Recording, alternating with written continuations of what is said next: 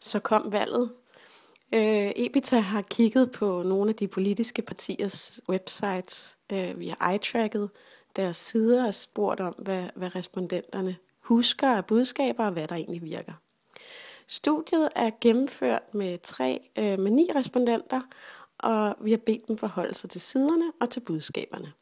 Socialdemokraterne, Venstre og Liberal Alliance er de partier, vi har valgt at fokusere på. Den røde, sprøde socialdemokratiske hjemmeside, den stramme blå venstre side og den lidt mere moderne og ungdommelige Liberal Alliance.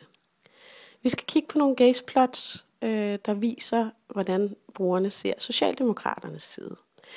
Vi kan se her, når vi bygger det op, at hovedbudskabet får rigtig meget attention, og det er de grafiske elementer, der får trukket respondenterne rundt.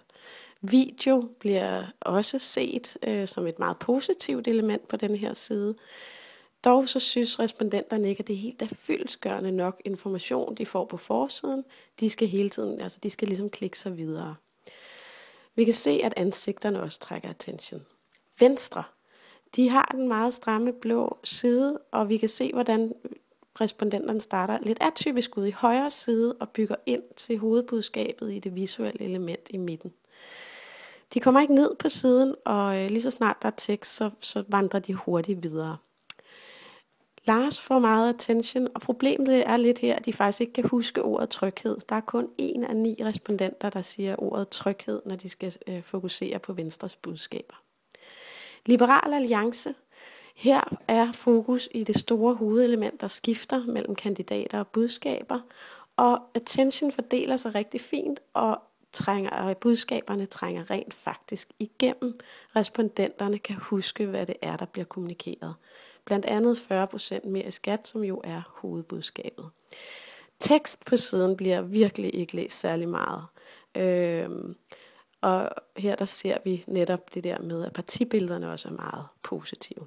Så hvad er det egentlig, der virker for de her partier?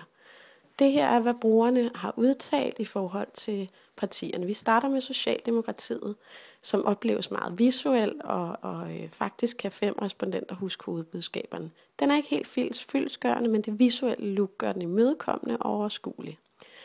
Venstre har et stramt design, og her husker respondenterne indholdsfelterne, altså nyheder, apps osv., men de kan ikke huske budskaberne, siden mangler blikfang. Liberal Alliance, der husker flest af respondenterne budskaberne og billederne, portrætterne, men der er kun 4, der dog nævner det med 40% i skat.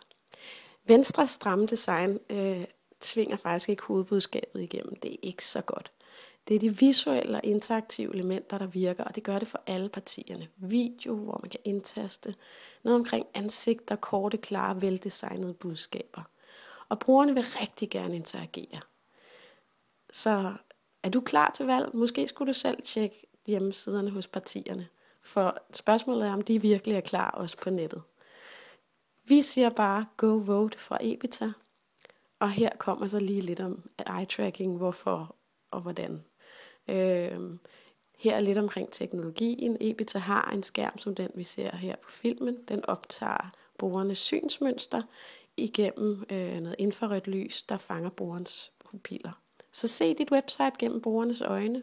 Kom tættere på den virkelige oplevelse. Få klare optimeringsforslag til dit website. Vi tror på, at eye-tracking er det samme som forretningsudvikling for dig. Så for mere viden, kontakt os.